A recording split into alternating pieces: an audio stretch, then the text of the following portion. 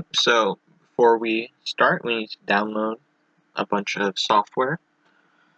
I'm assuming you've already downloaded VirtualBox, which is the VM host we'll be using, and now we need the virtual machine file for Windows 10 in order to run it. So we're going to search up Edge Windows 10 VM.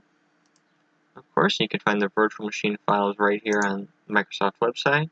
We're going to go with the latest version on VirtualBox and download the zip file. I have already done this, and it would pop up as a zip file, and you need to unzip it and extract it right to the desktop. So it should pop up right here. Once it is extracted, it has this .ova file in it, which is a virtual machine file. It's a pre-made, pre-configured virtual machine. So I've already imported it, but you'd go to File, Import the Appliance, and you'd find your Windows 10 file, and you'd import it right here. And it will create the virtual machine for you. So before we start it up, we're going to change some settings to optimize it. We're going to go to System, and we're going to add another CPU core. Windows is very resource intensive, and maybe a little extra RAM if you can spare it. Now for display, we're going to enable 3D acceleration and jack up the video memory all the way to max, and it's going to make the screen a lot smoother. And disable remote display, because we don't need it nor want it. So now let's boot it up.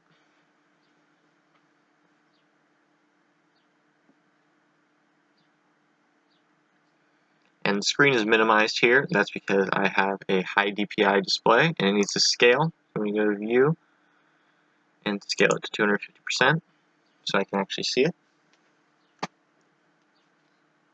And just wait for it to start loading up.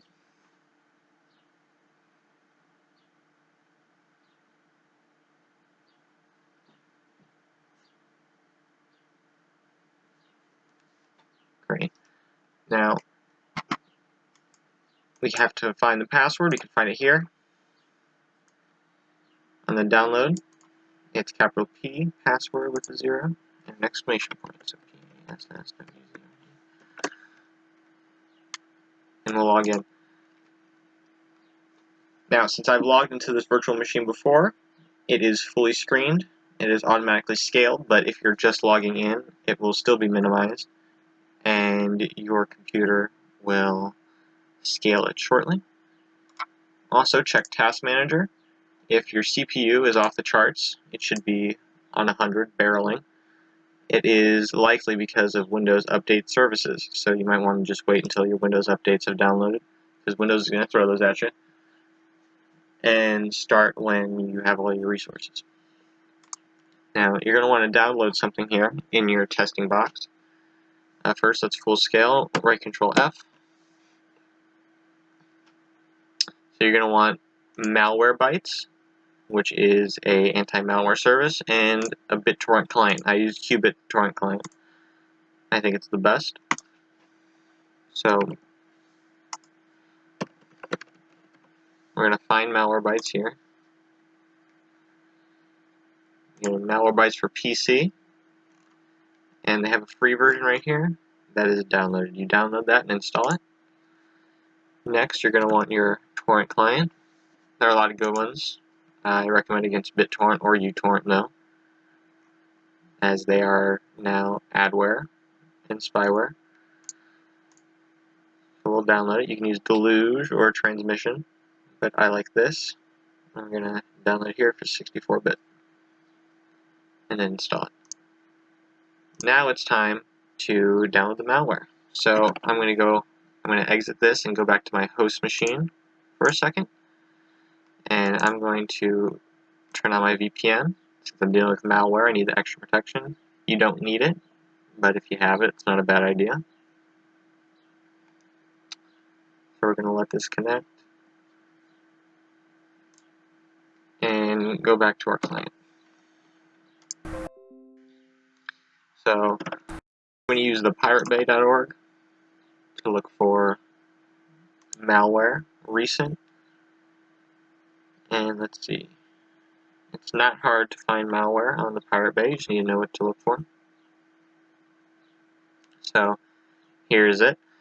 You have this one user who uploaded maybe 20 applications, all for Windows, but they're all 21.5 megabytes, which is immensely small and almost certainly to be malware. So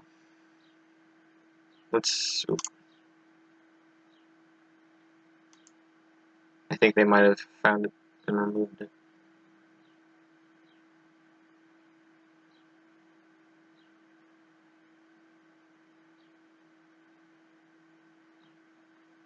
Also, don't be surprised if your virtual machine is slow. Virtual machines often are. Try this one. There we go. So we're going to want to get this torrent. It'll download the magnet and open up our torrent client and should begin downloading.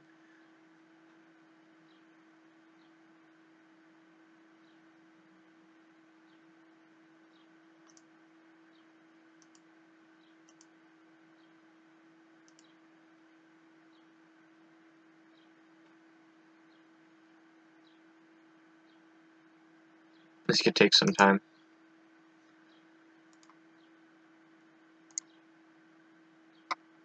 Yeah, so my CPU is maxed out.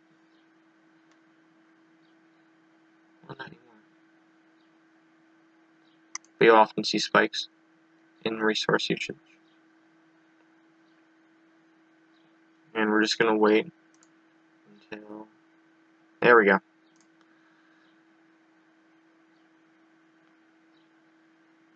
So once we download this, it should open up our BitTorrent client. We're going to save it to our downloads, of course. And just let this quickly run through. It's a small download, so it should not take too long. And close that.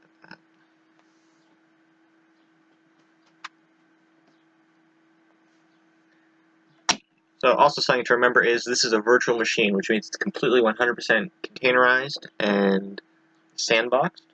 So any viruses, any threats you download here cannot escape to your host machine. So you can download whatever viruses you want, you can run them, you can screw around, and it will only affect this virtual machine. So it's perfectly safe for malware analysis, which is why we're using it. And if you're done with it, all you have to do is delete the virtual machine. The virus will be destroyed. You can create a new virtual machine, clean from scratch, and do this all over again. So we're just going to let this finish downloading. And we have Malwarebytes here to scan the file to see if we find anything suspicious.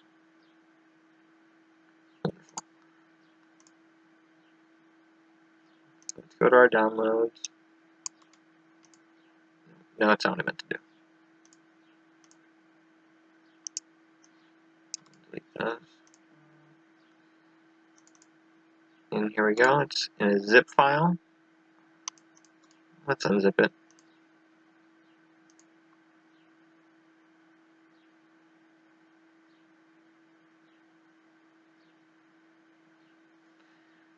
Alright, now we have a simple setup.exe file.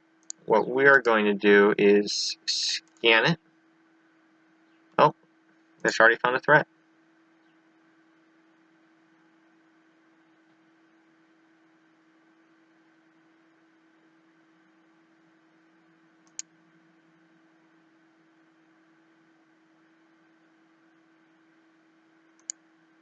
It's a little slow. We're going to let this scan.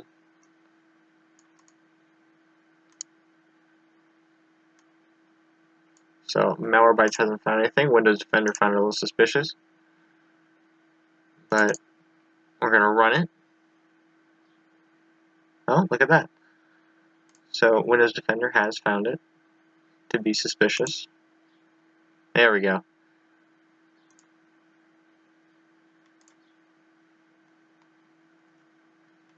And As we can see, it was a Trojan.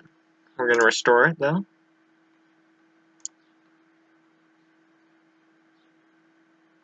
Because, what's the harm? And let's run it. It's already been flagged as malware, but we're going to run it anyway. Just to prove that this isn't a false positive, this is truly malware.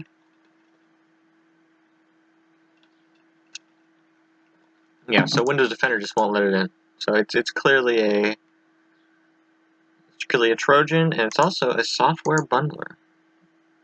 They installed that too, so that means in the background, this Trojan was activated, and it's now downloading a bunch of software from an online server.